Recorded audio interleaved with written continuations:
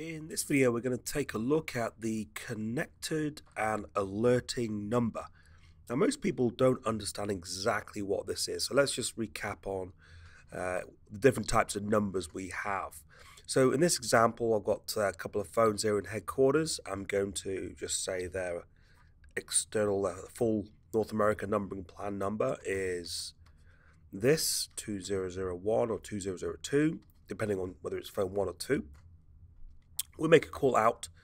Let's just say over the PSTN phone, I've got the number 911 over here for simplicity's sake. We make a call out to the PSTN over this T1 PRI. It could be a SIP trunk, doesn't really matter. And in this instance, the call lead number, now I don't have a speech impediment, I'm just trying to exaggerate the different types of numbers we have. So we've got the call lead number here, and we've got the calling number here. Now, the call lead number is very typically going to be that, because that's the number we dialed, and that's the number that's the destination's number. And the calling number, well, that depends on the configuration that we have inside our UCM cluster over here. Let's just go with a full 10-digit North American numbering plan number, and we'll go with phone 1 making this call. So we're very used to dealing with calling and call lead number in the SIP invite message. This is the from and the to. And over here, the PSTN phone will typically see the calling number from the 408, whatever it was. And so the from number here is the calling number. The call lead number is me, this phone itself. I don't see that number because that's me. Otherwise, how else would I be ringing right now? So what exactly is the connected and alerting number? That is displayed on the device that's made the call, and it's the number that's displayed here, 2. And this 2 number typically will show 911 in this instance, but not always. Sometimes we want to manipulate this number so it displays something else. So this is what we're going to be talking about in this video. Now, the alerting number is displayed when the phone over here is ringing. When I actually go off hook and now we're connected, that could sometimes change, not in our UCM environment though, but that there is provision for that. We could change that, but in our instance, the alerting and the connected number, the number that's shown here in this phone in the ringing out state and the connected state, is always going to be the same. So when I say alerting and connected number, I'm just going to refer to it from now on as the connected number. I just want to recap on how we're routing this call to 911 in my UCM cluster. So I've got the calling phone, the HQ phone. We hit a translation pattern, and that's 911, and that's in a partition. The fact that it's in a partition is not the main purpose of this video. Okay, but the way we're doing this is we try to match a single route pattern down here, which is just plus bang. And that also happens to be in a partition as well. And that goes out of the standard local route group.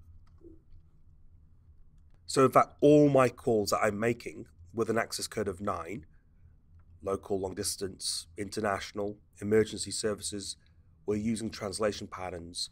The purpose of this is to match onto the route pattern, which is a single globalized route pattern, takes us to the standard local route group, which ultimately, let's just recap that, that's the LRG of my device pool over here. That's going to be R1, so it's going to go out of R1, my headquarter gateway. Okay, so the purpose of the translation pattern in this instance is on the call lead number to just prefix a plus. That doesn't really make sense because 911 is very much a localized number for North American numbering plan, but we're just trying to conform to how we've done the local long distance international call routing. So we're just matching a single route pattern by prefixing a plus. So that's how I've got this 911 call working, and R1 is also an MGCP gateway as well. Just for completeness, and not that important in terms of connected alerting number, the calling number, we're dealing with that here as well. We're doing a prefix of 408-202 here, but that's really unimportant and not relevant to what I'm going to be talking about. Now, obviously, we can't send out to the PSTN a plus in front of the 911, so R1 has called party transformation patterns, okay, that are invoked from the actual gateway level. It's very catchy, called party transformation pattern. And we've got here plus 911, and we want to strip off the plus, okay, and that will be in a partition as well.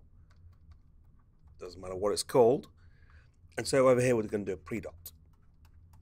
Okay, so that's how it works, and then ultimately the call is sent out to the PSTN with the call head number of 911. Now the connected number is going to be derived from what our translation pattern is looking like over here with a plus. So I'm going to make a call from this phone over here to 911. So let's just call that. Take a look at the display over here. Coming up any minute, it shows a plus.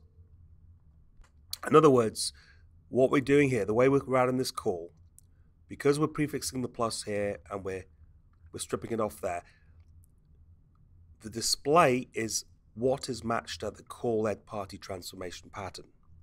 And that's always equal to what we're doing in the translation pattern. So you could think of it as whatever we're doing in the translation pattern is affecting that display. So back to my previous drawing here, we're not seeing the connected and alerting number of 911. We're seeing plus there.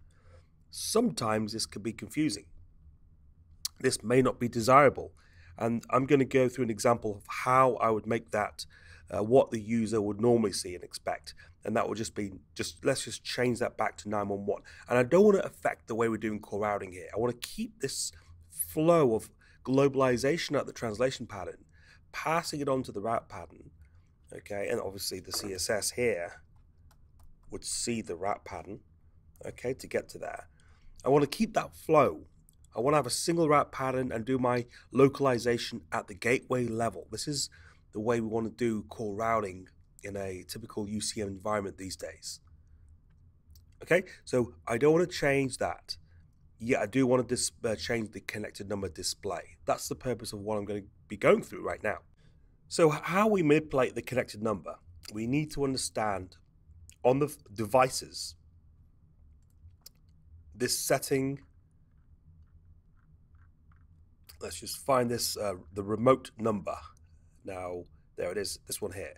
This is a critical setting, and we're going to be using this CSS here to modify the connected number.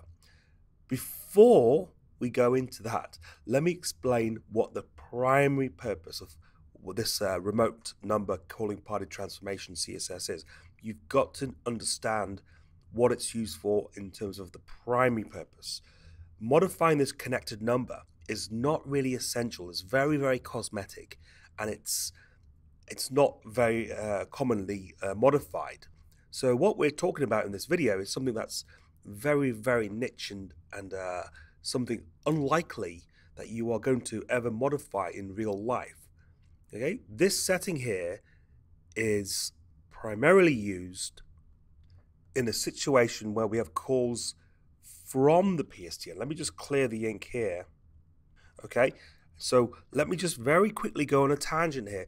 When I've got a call, and let's just say the number here is, in my case, it's coming in as, we've got a different number now, 515-1111.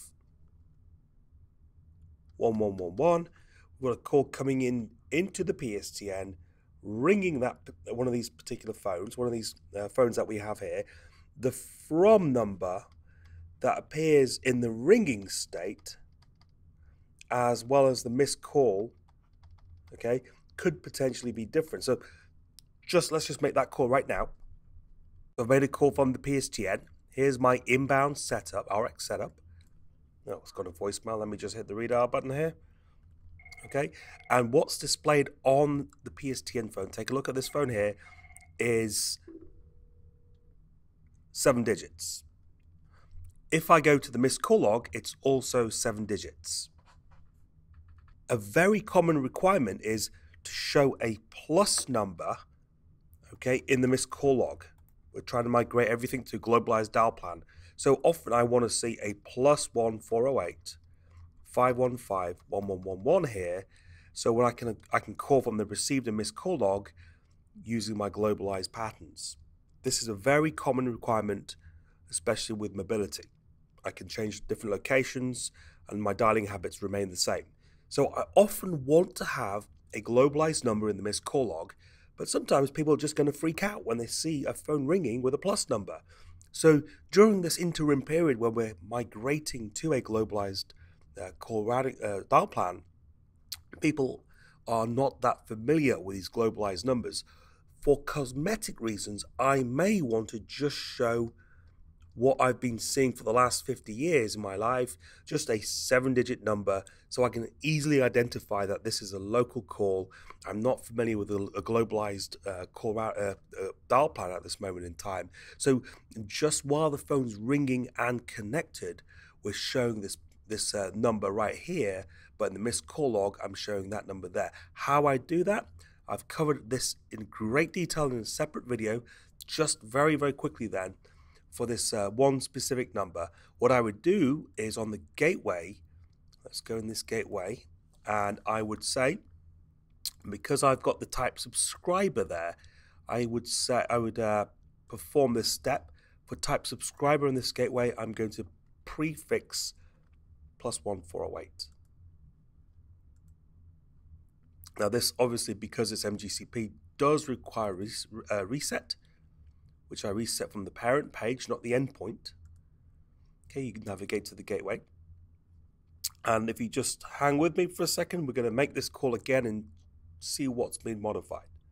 Okay, I'm going to make it the call again from the PSTN.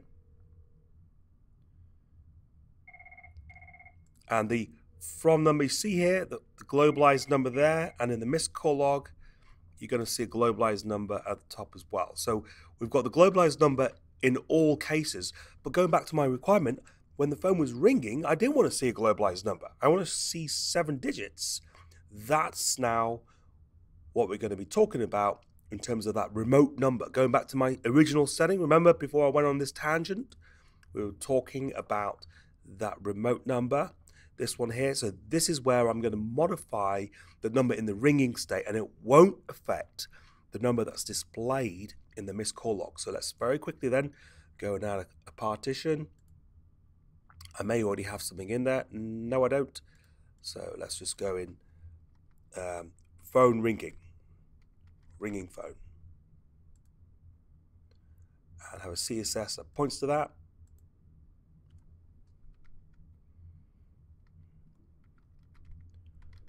Phone ringing, and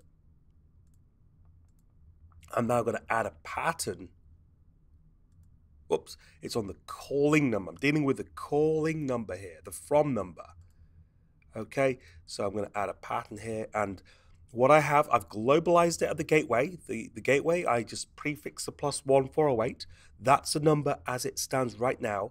Let's localize this. So +1 408 dot bang. I don't want this to be visible to anybody else in my call manager, just specifically this phone when it's ringing. So let's put it in a specific partition and just get rid of the +1 408. The only thing that remains is we can go on the we have to go on the device or device pool, but I'm going to do it on the specific device. I'm going to be localizing that. Where is it? There it is. Okay, I have to instruct the UCM. We're not using the device pool, and we're going to be using the actual device remote number calling party transformation CSS. Very catchy again. The phone is going to be reset automatically, I think. I'm looking at it right now. It's not been reset. Let's just make sure. Okay, let me try that. Calling in again. We're looking at the missed call, the number in the ringing state down here. It's still globalized. That means I probably have to manually restart or reset. What I could do here is just apply config. That time I did see it reset. Let's make that call again. And finally, we're looking here at the number in the ringing state. It's now 7 digits. Let me now go and check the missed call log and globalized number. Okay, so we're at the point where my drawing here is accurate. Why have I gone through that? I'm talking about connected number and alerting number, and all of a sudden I'm talking about something completely different. I'm talking about a call from the PSTN. Previously, we were talking about calls to the PSTN. I wanted to just give you a quick refresher on what that setting is. This is the primary reason on a device or device pool of this particular setting, okay? And that will always remain. So don't forget this. What I'm going to now add on to this video is a secondary reason or secondary purpose of the remote number. Let's go back to our outbound call direction again. So let's just get rid of the missed call directory there, and let's just make that call outbound to 911. Okay, so the plus 911, I want to make that to 911 as opposed to plus 911. There is a service parameter that allows that setting, the remote number CSS, to be used for the secondary purpose.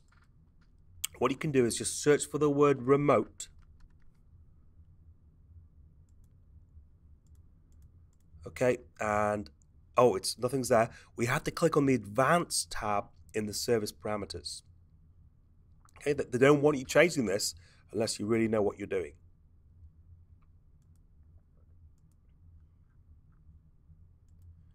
Okay, so somewhere down here, apply transformations on the remote number. We're going to make that true.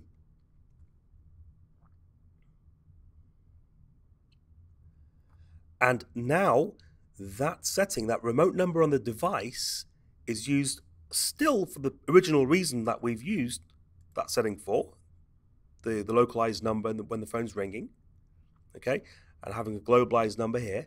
It's still used for that. Let's just check we haven't changed anything there. Let's just make the call from the PSTN. Are we seeing a 7-digit number here? Yes, we're seeing a 7-digit number. Let's go to the directory and the missed call log and just check that we have a globalized number there. Okay, and we do, great. So I haven't broken anything, but I'm now going to be modifying the connected number. So let me just make that call to 911 yet again, make sure it's still a plus, and it is. Okay, so now I can add a calling party transformation pattern. In fact, yes, calling party transformation pattern. And I've got this plus 911. I can use that, put it in the same partition, and we're going to strip off the plus. This is purely a cosmetic setting, okay? This is not going to modify call routing. This is only going to modify the alerting and connected number. So that the phone's remote calling party transformation CSS sees this partition, and now the number currently is plus 911 because that's how we did our call routing, using the translation pattern to the route pattern, yada yada yada. So this is going to be this pattern strips off the plus, and that is purely cosmetic. It's only modifying the connected number. Okay, in fact, that setting in all cases is purely cosmetic. The phone in the ringing state when someone has rung me, and when I'm ringing out to somebody else, the to number, the connected number, these are both cosmetic numbers. They're not actually used for any other purpose besides to make our precious user feel very comfortable with the number he or she sees on the device. Let's see if it worked. Okay, so I'm going to call out to 911.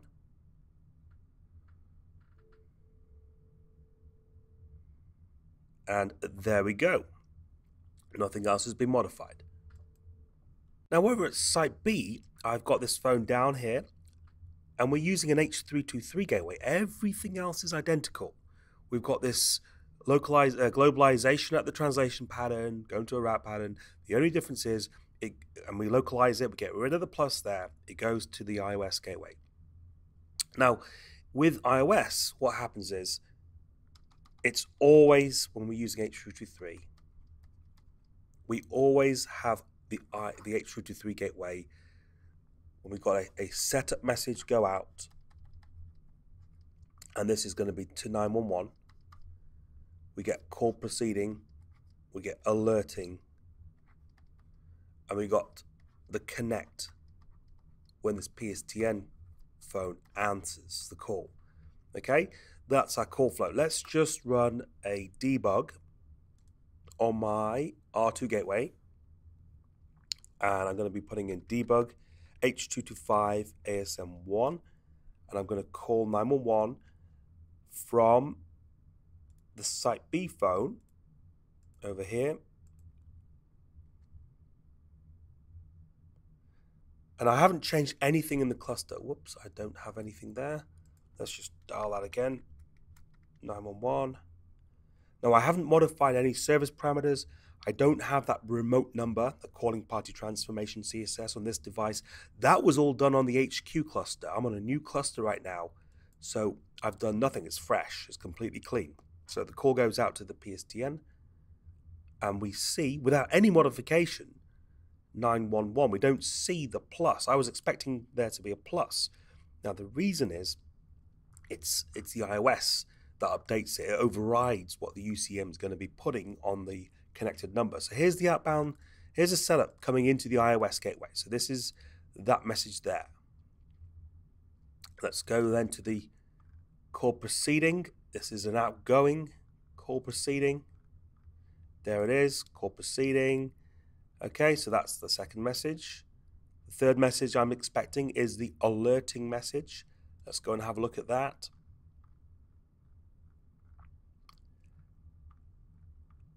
Outgoing alerting there. Okay, so which is the third message I have. And then I'm expecting, and I didn't actually answer. Okay, should have answered. So I do want to show something else though. After the alerting, we get a notify. This is the notify that's used to populate the number on as the alerting number. So the 2 number on the Site B phone, the 2911. Now, rather than the ASN command, I'm going to be using debug H225 Q931, and I'm going to make the call again, but this time I will actually connect. Okay, so let's make that call again. I've now answered, and now let me just quickly go to my drawing. So I do have a notify here, and I'm going to see another notify after I connect. These messages contain the connected and alerting and connected number.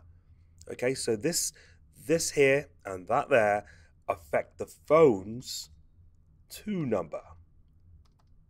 Because we would have already stripped off the plus in the UCM cluster, we strip off the plus, okay, and then we send it out to the iOS without the plus. We've gone through, globalized it in the translation pattern, matched a single route pattern, got it to R2. I know it says R1, but we're talking about R2 right now. Okay, so this is R2 and it's H323. We get rid of the plus here and send it out to iOS just as 911. The notify message is then going to use in effect whatever is in the pot style bit, whatever the destination pattern is. So let me just pick it up here, alerting, and there's a notify. And I'm actually looking for where it does actually tell me the actual details. Okay, so in the notify, in ISDN signaling Q931, the actual calling and call and all the numbers that we're dealing with actually are after the digit 3. So this 9 here, and then we've got a 1, then we've got a 1. So that's the actual content. That's what the spec is. Don't blame me. Okay, I'm just the messenger. So that there is my connected number. And obviously you can see that connected number here. All right, now even though that's the alerting message, it shows as a connected number IE. And then after the connect, again, same thing, 911. That's why now the call's still active. That's why in the connected state, we're seeing this 911. So that's desirable. That's what I wanted to happen. What happens if I wanted to actually show the plus instead? I don't want to have this connected number from the iOS. There's two ways of doing this. I could just say, let me just wait for that output to end. Okay, I could just say no. Now I need to think about this. Invoice service void. No supplementary service. H323 notify. Don't notify the connected ID. I know it says caller ID update, but it's really the connected number.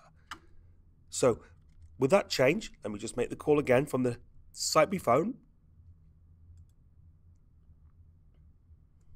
An answer. Now I had my traces on, so you see here after the call proceeding alerting, there is no notify message being sent up to the UCM. So now we're exactly the same as the MGCP gateway, and I could implement the same changes I did over there to get rid of it. Okay, I could use the remote number calling party transformation CSS to strip off the plus. Let me go back and just end that call first. Let me go back and remove that command and just put it back on. That's the default to actually do notify the UCM. And let me just ensure we're back to the original state where we have just 911. We get the notify messages. There it is. So we're back to our original state. If I did not have access to that gateway, I could block the connected number. Let me go to the Site B here. I could block the connected number within the service parameter. So this is the Site B cluster now. And what I'm saying here is the notifies are coming in. So I showed you a way to stop that notify being sent on the iOS side of things, but I can also block the notify here so the UCM doesn't actually use it to populate the connected number on the calling device. So how you do that is in the service parameter, UCM, call manager service parameter, and I can call it call manager because it says that right there. So it's not communications manager when you go inside the configuration. And if I just search for the word block, now this may be an advanced service parameter as well. I forgot about that. So let's just go back in and click on the advanced tab.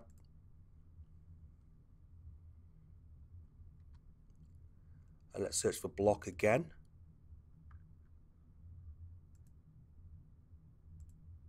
Okay, block the connected number IE. So this is saying whatever the connected number IE that's arriving in those notify messages, don't use them.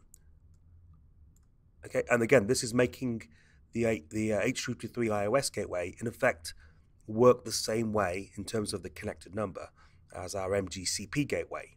We have to go down the remote calling party transformation CSS to modify that. So let's just check that the notify. Let me make the call first. Clear that scroll back. Make the call to 911. So we should see the notifies, but we're actually blocking it on the call manager end of the trunk here. And so we have the plus there. So in effect, there's two ways to make the H323 iOS gateway behave like the MGCP gateway when it comes to the connected number.